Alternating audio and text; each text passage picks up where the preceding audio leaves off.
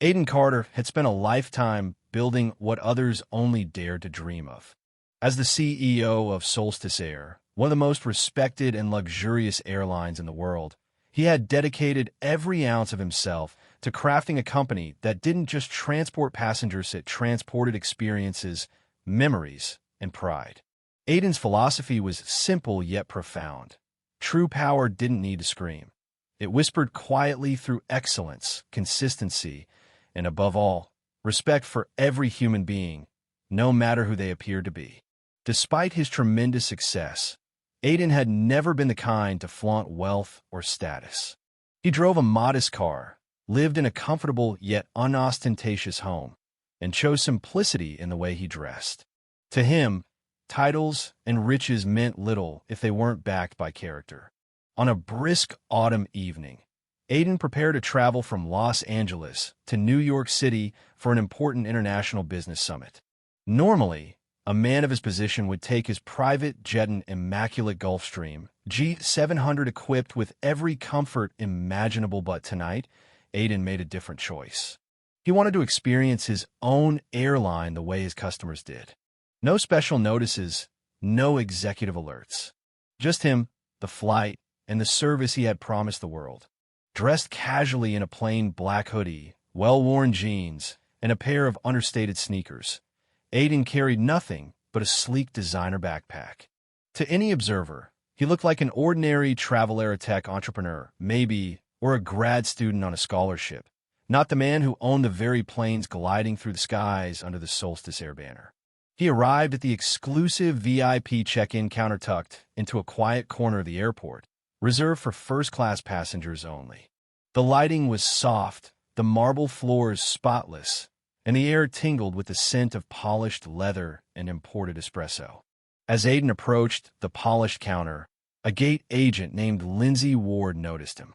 Lindsay had built a reputation among her peers for being meticulous, but also for making quick, sometimes harsh, judgments about people. She scanned Aiden from head to toe, hoodie, backpack, sneakers, her lips pressed into a tight, disapproving line. Stepping squarely into his path, she held out a hand, blocking his progress toward the first-class lounge doors. "Sir," she said, her tone professional but chilly, "this area is reserved for first-class passengers only."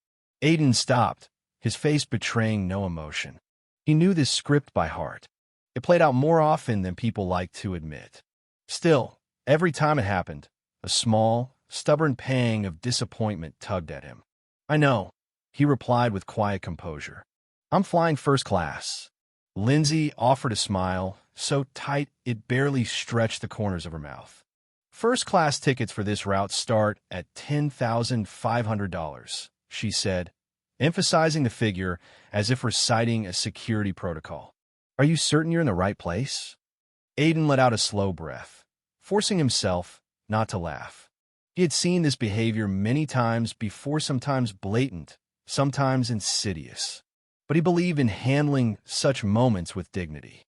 He reached into his backpack, pulled out his leather travel wallet, and handed her his boarding pass. Lindsay barely glanced at it before shaking her head slightly. "I'm sorry, sir, but we have strict policies. We can't allow upgrades using rewards points or last-minute seat purchases in first class," she said, her voice sharp with assumption. Aiden's smile remained calm. "I didn't use points," he said. "I purchased this ticket several weeks ago." Lindsay stiffened, uncertain. "I'll have to verify that with a supervisor," she said, her voice growing more clipped as she motioned subtly toward the nearby security team. "In the meantime, if you could please step aside so we can assist other VIP guests." Before Aiden could reply, a voice sliced through the growing tension. "Mr. Carter." A man in a tailored navy blue suit hurried toward them, his face a mask of panic. It was Thomas Whitmore, the airline's regional operations manager for the entire West Coast. He practically sprinted to Aiden, his tie fluttering and forehead beading with sweat. Stopping in front of them, Thomas bent slightly at the waist in an awkward, apologetic half-bow. "Sir, I had no idea you were flying with us today," he said, his voice tight with barely contained horror. Turning to Lindsay, Thomas's tone sharpened like a blade. Do you have any idea who you're speaking to? Lindsay blinked, frowning in confusion. He's just, she began, but the sentence died halfway out of her mouth as realization dawned with brutal clarity. Thomas's jaw tightened. This is Aiden Carter, he said, his voice low but sharp enough for nearby passengers to hear. The owner of this airline. Lindsay's face drained of color. She staggered slightly, eyes wide, her hands trembling as she struggled to form words. "Tu didn't know," she stammered. Aiden, ever composed, folded his arms across his chest and regarded her coolly. "You didn't bother to find out," he said, his voice as calm as it was devastating. "Instead, you assumed I didn't belong." The entire lounge had gone still, as though someone had sucked the oxygen out of the room. Other passengers, previously sipping cocktails and scrolling through phones, now watched the drama unfold with rapt attention. Thomas turned back to Aiden, his expression tight and furious. "Sir, please accept my deepest apologies. This is absolutely unacceptable. We'll be reviewing our staff training immediately." Aiden held Lindsay's gaze for a long moment. He wasn't angry, not visibly. What he felt was deeper, disappointment mixed with the heavy, bitter weight of familiarity.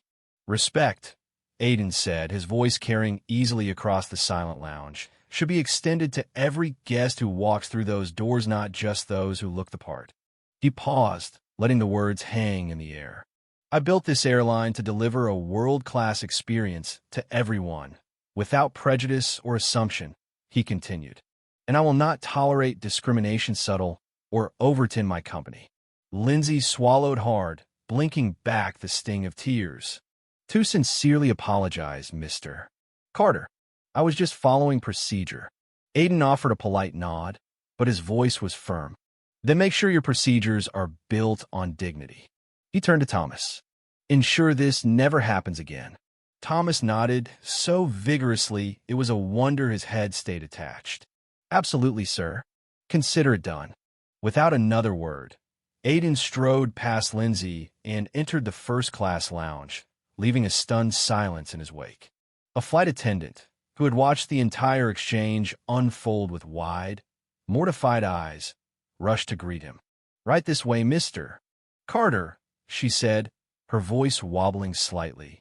She led him to his private suite aboard the gleaming Solstice Air flagship jet. The cabin was immaculate, polished wood accents, buttery leather seats, and soft lighting that whispered luxury without shouting it. Moments after he settled into his seat, a fresh glass of chilled champagne appeared on his tray table, placed with trembling care by the lead flight attendant. "Is there anything we can do to make your flight more comfortable, Mr. Carter?" she asked, her voice thin with nerves. Aiden smiled, sipping his drink. "Just a smooth flight," he said simply. As the engines roared to life and the plane climbed gracefully into the sky, Aiden leaned back, letting the hum of the engines fill his ears. He had fought too hard, sacrificed too much, to ever let Anyanino matter how small-minded make him feel like an outsider in a world he had helped build. And from that night forward, under his watchful eye, no one operating under the Solstice Air name would ever again mistake appearances for worth. It wasn't enough to apologize after the fact. True excellence meant leading with respect, seeing past the surface, and welcoming every soul as if they were a first-class passenger, because at Solstice Air, they were. Aiden gazed out the window, watching the glittering lights of the city below fade into a sea of stars, a quiet satisfaction blooming in his chest. Tonight was a reminder, a lesson, and like every good leader, Aiden Carter would make sure his entire company learned it well. Forever.